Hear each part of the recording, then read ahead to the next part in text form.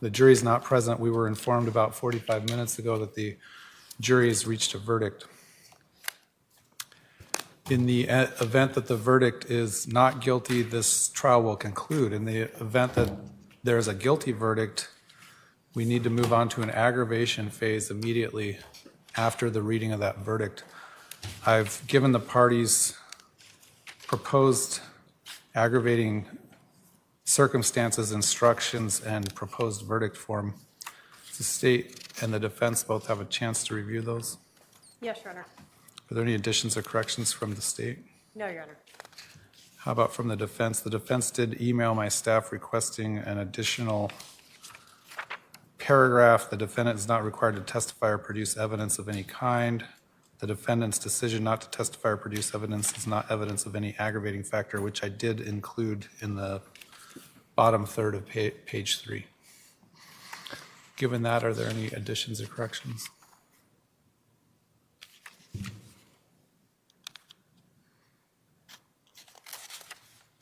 No, Your Honor.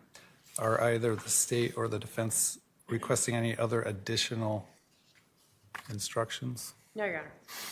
If there's an aggravation phase, does the state plan on introducing any testimony or exhibits? Testimony, I believe, likely from 2 family members. We will limit it. I don't plan on doing openings, just presenting testimony and then argument. All right. Would the defense anticipate presenting any evidence? Your Honor, can we just stipulate to that? I mean, the statute says there's only one punishment for this crime. What is this? Why is there an aggravation phase for this specific count? Much like the guilty verdict, the jury in Arizona has to find whether or not there's any aggravating circumstances. In addition, the jury would still need to find that if it's a guilty verdict, whether or not it's a dangerous offense. Until it's found as a dangerous offense, that sentence that you're talking about wouldn't be triggered. So I think we need to have an aggravation phase regardless. So would you plan on presenting any testimony or evidence in the aggravation phase if there is an aggravation phase? No, but could I just stipulate to it or not? That's my question. You can stipulate to aggravation and you can stipulate to whether or not it's a dangerous offense, but I think you should probably wait until we read the verdict to do that. So I guess it will, depending on what the verdict is, we may take another break. If there is an aggravation phase, are your witnesses here yet? No, they are not here yet, Your Honor. The next of kin are, from my understanding, about 5 minutes out. All right, we'll wait a few more minutes before we take that verdict. Please let me know when we're ready to come out. Yes, thank you. Anna says she's 10 minutes away, but she's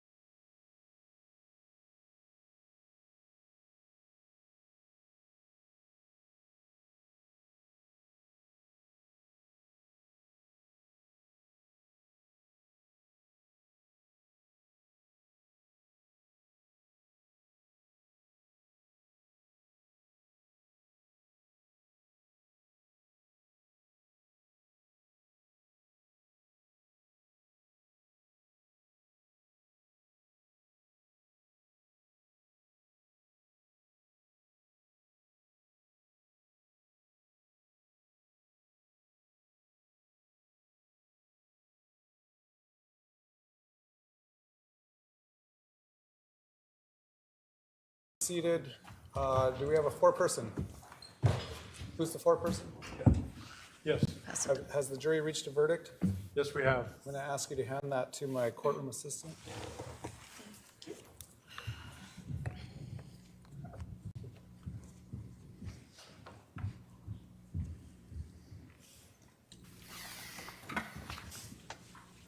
I'll ask the clerk to read and record the verdict. In the Superior Court of the State of Arizona in and for the County of Maricopa, State of Arizona versus Lori Daybell, CR 2021-001704-001, verdict count 1. We, the jury, duly impaneled and sworn in the above entitled action, upon our oaths, do find the defendant, Lori Daybell, as to the crime of count 1, conspiracy to commit first-degree murder occurring on or about July 11, 2019, guilty. Signed, foreperson. Is this your true verdict? So say you one and all. Yes. On the court's own motion, I'll go ahead and ask the clerk to poll the jury. Juror number 1, is this your true verdict? Yes. Juror number 2, is this your true verdict? Yes.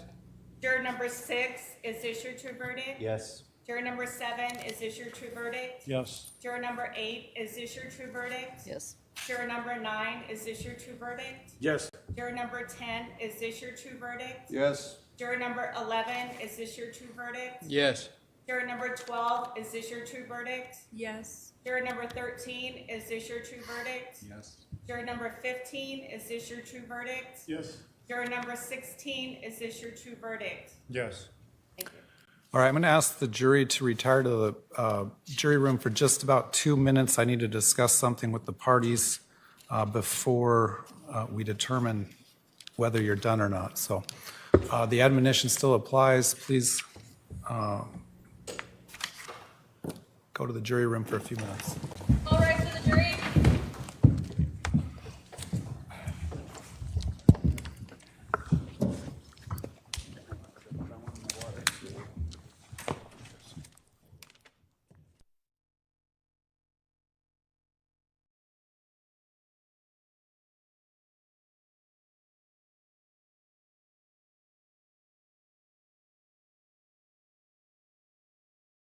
Is no longer present.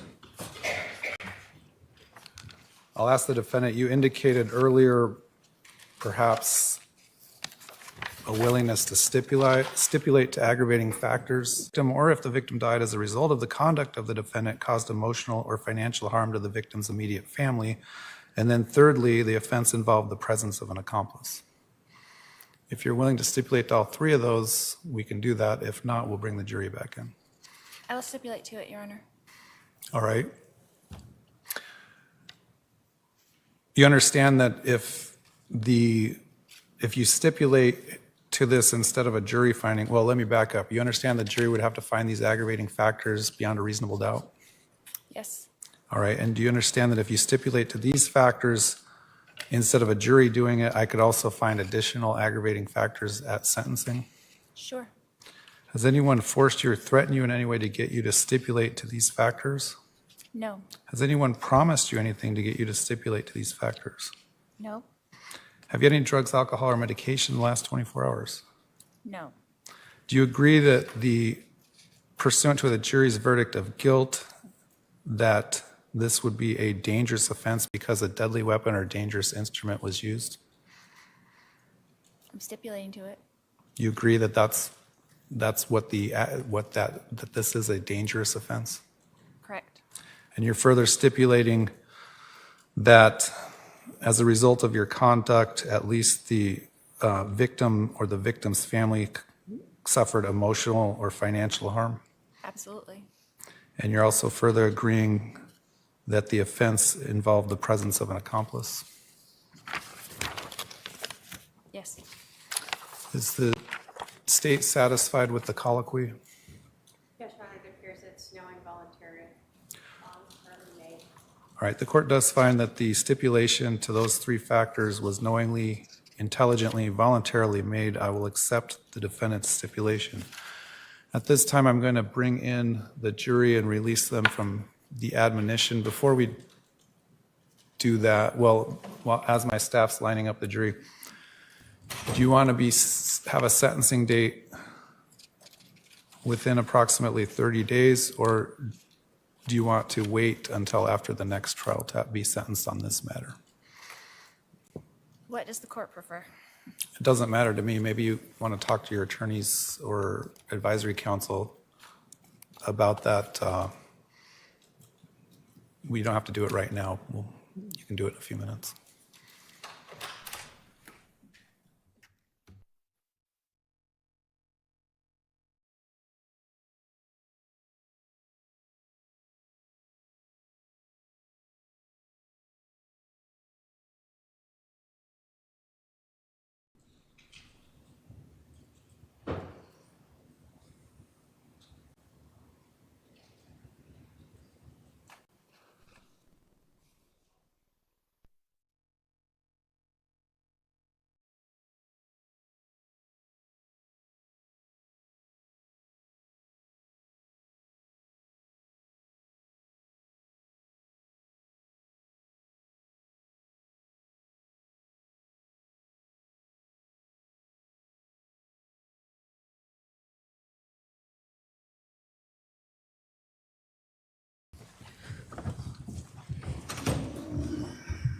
Please be seated. The jury is present again. Members of the jury, you are now released from the admonition. This concludes your jury service. I want to thank you for your jury service in this matter and your attention in this matter. The admonition is lifted, meaning you can talk to anyone about any aspect of this case that you want to at this point, but you also have the right to not talk to anyone about any aspect about this case. I just need to take care of a few more matters, but if you want to wait for me in the jury room, I'd like to thank you personally, and then you can be on your way. If you don't want to wait for me, that's fine as well, but you are released to go at this time. All right, thank you. All rise for the jury.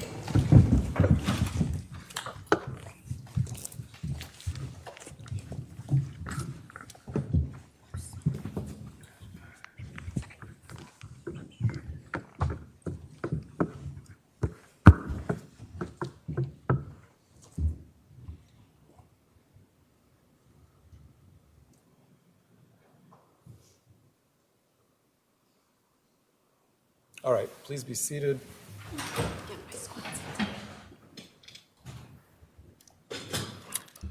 Do you want to talk to your advisory councils briefly to discuss whether or not you want to proceed to sentencing or wait until after the next trial? If we could just wait till after the next trial, Your Honor. Okay. So I'll hold off on ordering a pre-sentence report until we resolve the next remaining case. I've already set the dates, and we have a status conference in mid-May on that. So unless there's anything else from the state's perspective? There you go.